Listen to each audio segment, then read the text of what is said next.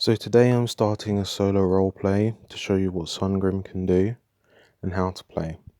I'm not sure where this will go. I have no goals outside a bit of fun and to show you guys. So where do we start? With our main character, I think. But before we get to him, we need to talk about where he comes from. I'm going to base our character off of a piece of artwork that I did ages ago, to which I've now lost, except from the vague details that I can remember. And a perfect fit to base his void space off of would be the subculture scene of the United Kingdom from 1950s to the 1980s. The name of the void space is Sunwit. I picked this name as a reference to events that happened over the Sunwit weekend in May 1964. Sunwit, or Whit's Sunday, is the Christian holy day of Pentecost. It falls on the 7th Sunday after Easter and commemorates the descent of the Holy Spirit onto Jesus' disciples. The void space section is the core. The controlling faction is the Drifter Council. The Void Walk cooldown is 1 minute. The setting is punk. The theme is search for identity and war. Tone is lost. The technological level is galactic. The danger is substantial. Civilization took to the stars, only to find it barren, full of nothing except empty rock and burning stars. So they turned inward, trying to find what little meaning they could. They built thousands of O'Neill cylinders, or sides, that slowly drift through the galaxy. Bored, subcultures were born, identity that people could cling to. These subcultures grew to real cultures, with their own music, fashion sense, and prejudices. And this culminates in the year 19,064. Two conflicting cultures, the mods and the rockers, started fighting across all sides. Sparking a moral panic, they became widely perceived as violent and unruly troublemakers. The fighting was ubiquitous and eventually drawed in the other subcultures, creating a war that still goes on to today. Youths are expected, at the age of 16, to pick a subculture, and although many parents would want their children to join their culture, often it is seen as a time of rebellion. Although today the subcultures are seen more as like gangs or pirates, they are everywhere, and they are happy to fight and throw down whenever their way of life is mocked. So now we have a time and a place, time to talk about our person. Born in the year 19,892, on side 7829, Gideon was born to a punk mother and a neuromantic's father. Their love was forbidden. They dropped their culture for each other to raise Gideon. They died together as collateral damage from the culture war.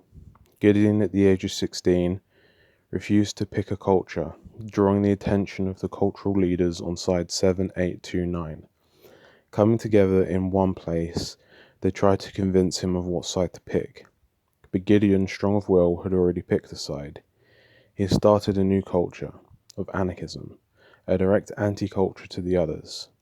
At the age of 17, he killed the other leaders of the cultures and forged a new path for young people in the void space. His new anti-culture spread like wildfire throughout humanity. He and any of his movement were deemed terrorists by the powers that be. Now we know a little bit about our boy Gideon, let's get to know him a little bit more intrinsically. Let's make his character sheet, and for this solo playthrough I'm going to use Roll20. First things first, let's get his base stats down.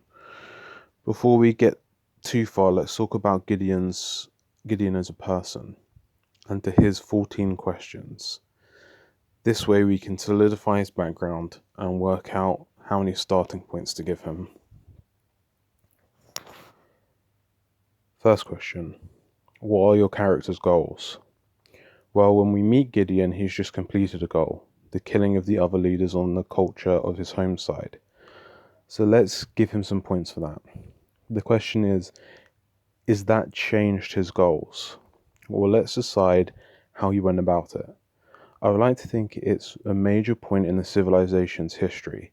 Maybe to accentuate that, this is the first time a side has been destroyed. And maybe to really push it, he crashed two of them together, destroying both. So let's work out what that looks like.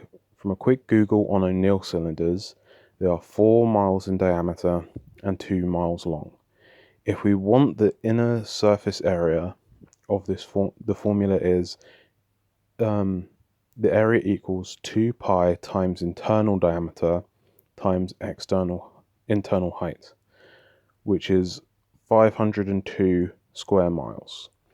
The design of the O'Neill cylinder splits the area into 6 sections, 3 window and 3 habitable land segments. So that's 256 square miles of habitable land. As the culture is based on 1970s to 1980s United Kingdom, we'll take the population density from there, which is approximately 600 people per square miles. With some quick maths, that equals 153,000 people per side.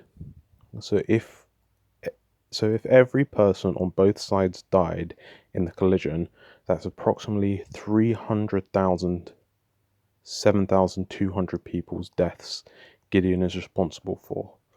This really does make him a terrorist.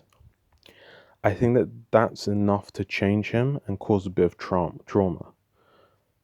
So let's give him 10 points for his goal, 5 points for his 5 trauma points. Question 2.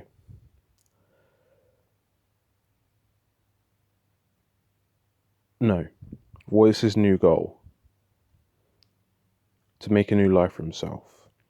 I feel like Gideon justifies his actions by blaming others, saying they made me do it, I had no other choice. But in reality, it was an overreaction.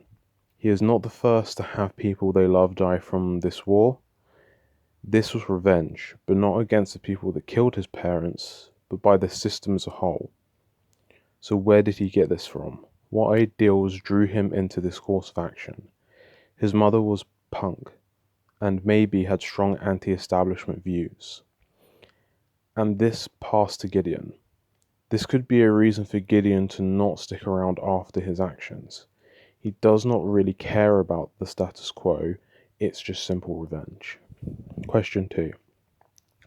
What is the most morally good thing your character has done?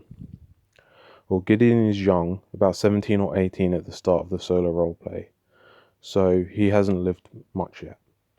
But with his anti-establishment views and hate of the subcultures, I can see him protecting innocent people from a group of one of those subcultures.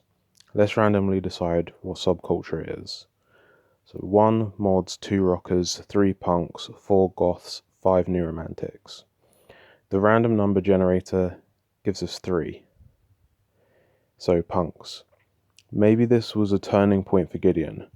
Propagandized by his mother, he was seriously considering becoming a punk, and seeing them behave in such a ruthless manner towards normal people really put him off. And he jumped in to save them and got beaten for it.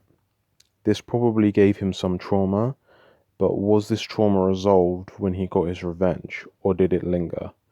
I think so. Let's give him 1 point for this. What is the most morally good thing your character has done? Save bystanders from a gang of punks. Question 3. One thing your character will never stand for. This one's a little hard. We could use this as an opportunity to add some double standards into Gideon's personality by saying that he would never allow innocent bystanders to get hurt. And this would also fit with his answer for the second question.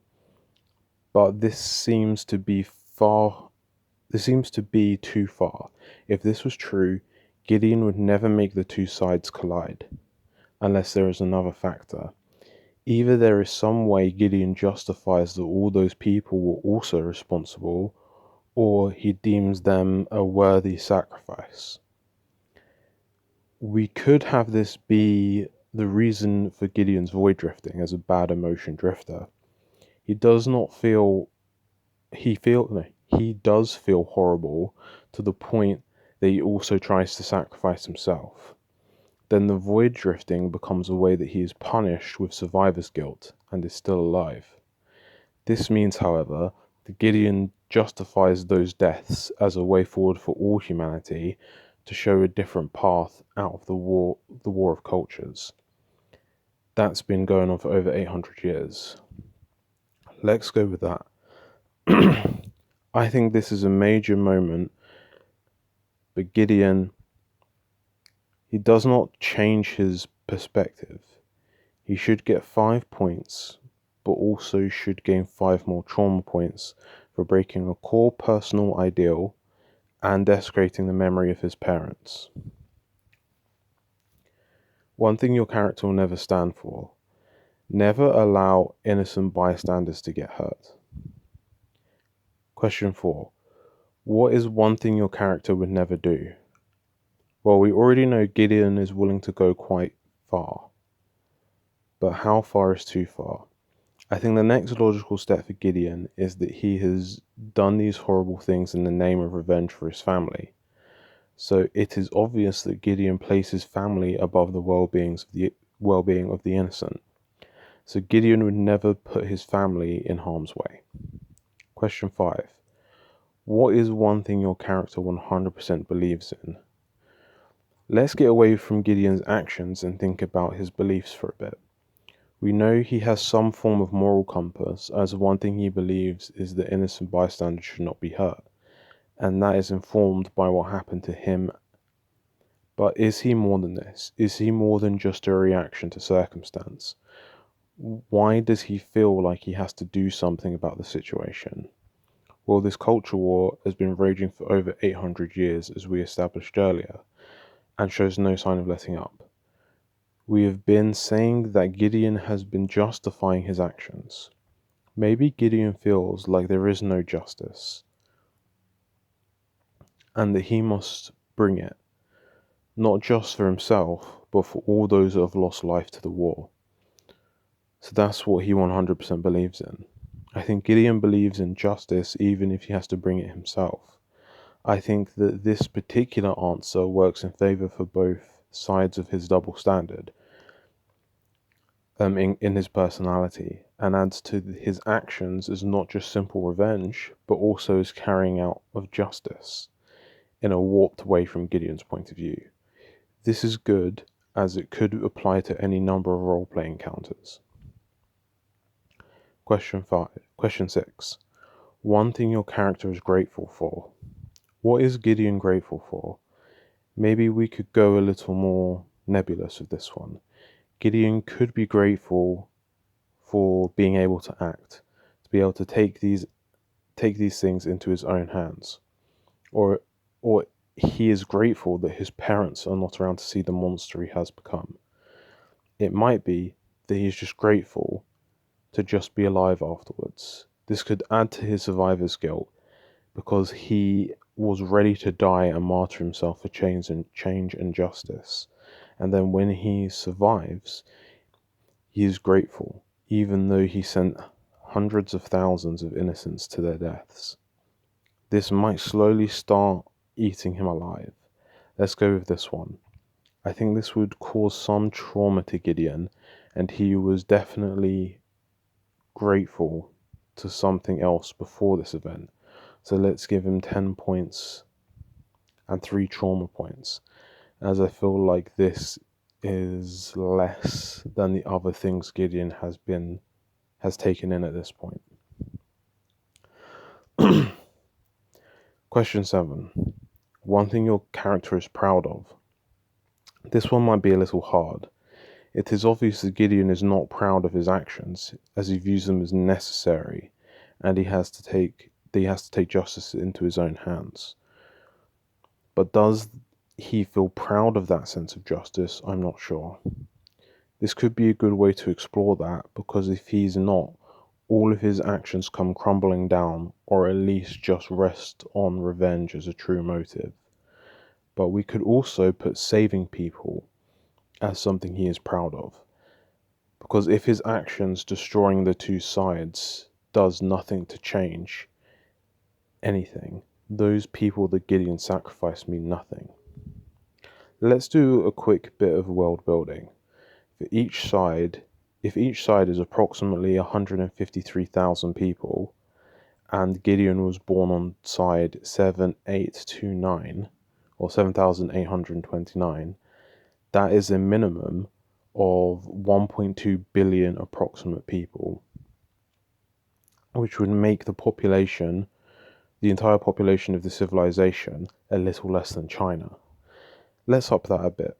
This civilization is supposed to be galactic after all. Let's say there are 110,000 sides.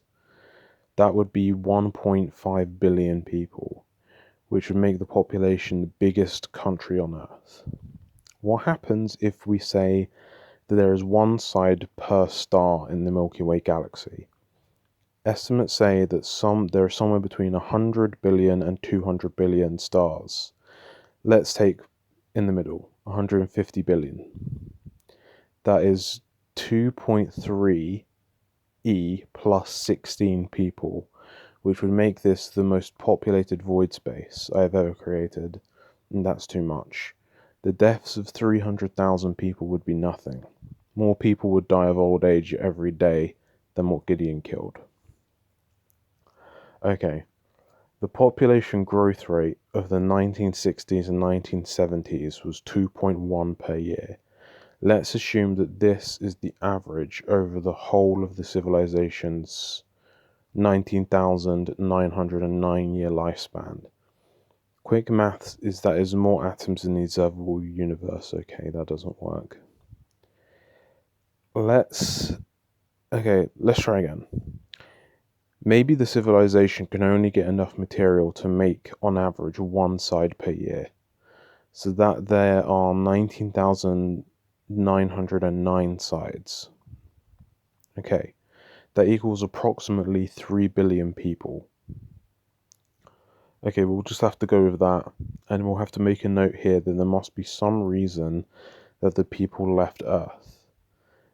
And then the 300,000 people that Gideon killed is approximately 0.01% of the population, or 1 in 100.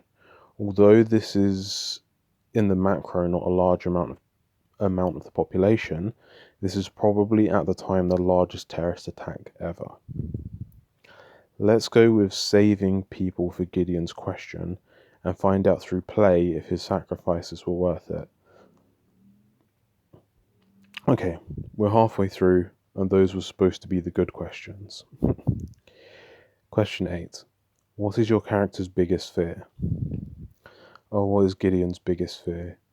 We could go with the most obvious one, that he is afraid that the sacrifices that he made others make would not be worth it. But I feel a deeper fear a few steps deeper into him. He was motivated to do these acts because he saw no justice.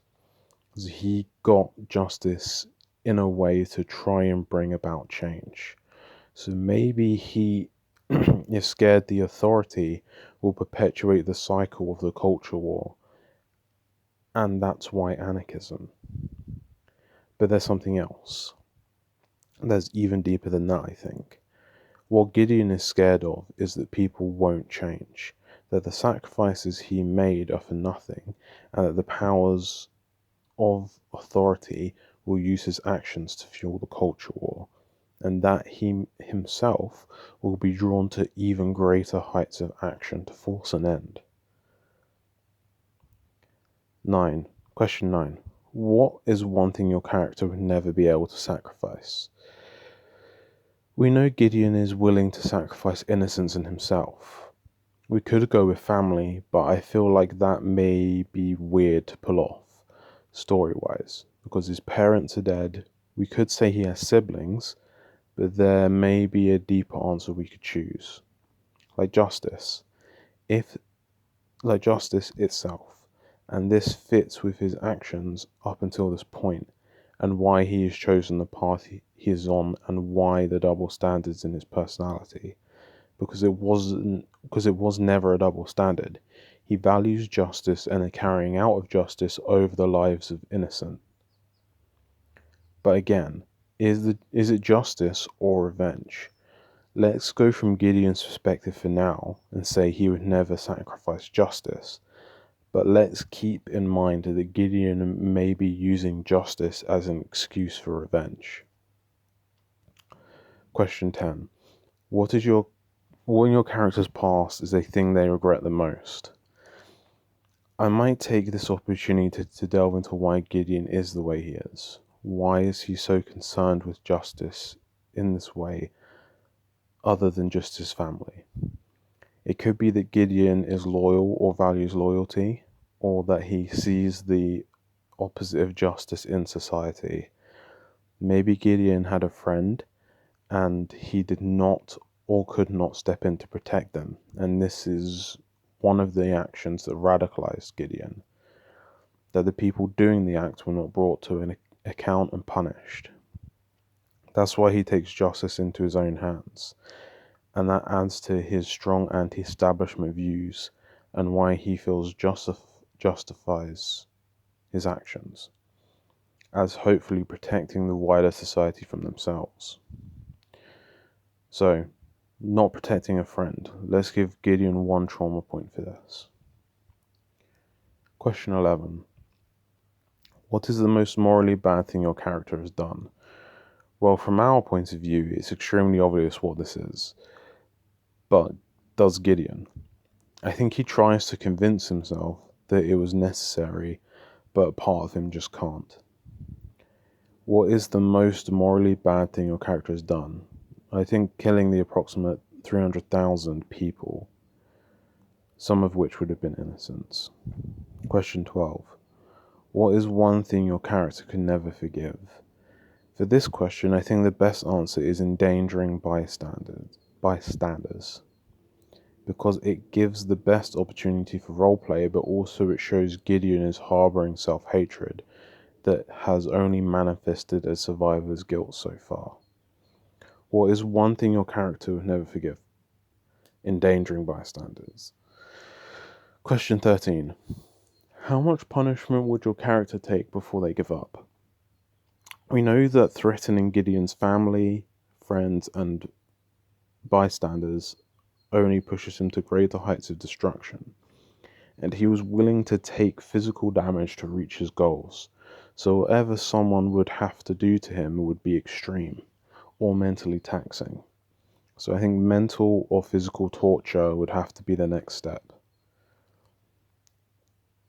Question 14. How far is your character willing to go to reach their goals?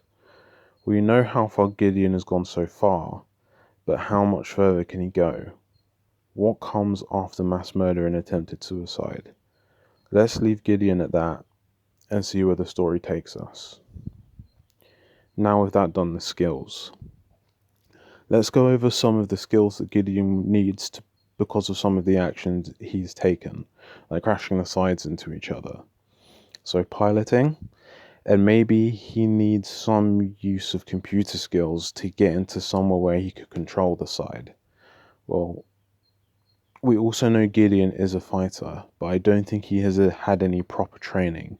More street stuff he picks up from the many brawls he's had, but that could shift to some street smarts, like reading body language. But what about hobbies? What does he like to do for fun? I like the idea that he was in a band, as music takes up a big part of the culture from the civilization. But because of his leanings, his music didn't really catch on. Let's say he's a better singer than guitarist, and for a specialization, let's say he's quite the starfighter pilot, reading the intentions of other ships like he can read body language. So for skills, we've got novice, computer skills, adept, guitarist, veteran, piloting, with a specialization in starfighter pilot, expert, reading body language, and professional singer.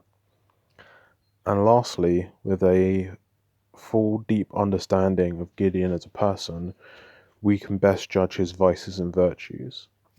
I think his virtue is definitely justice.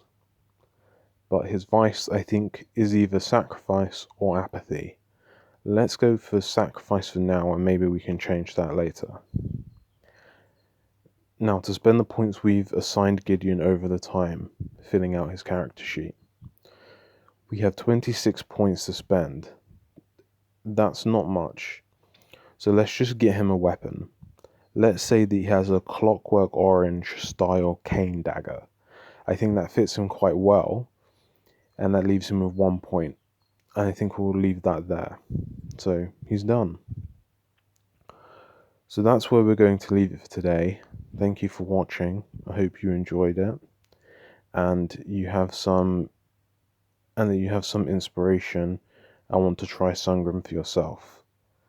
Please don't forget to like and to subscribe. There are links in the description, and have a wonderful day.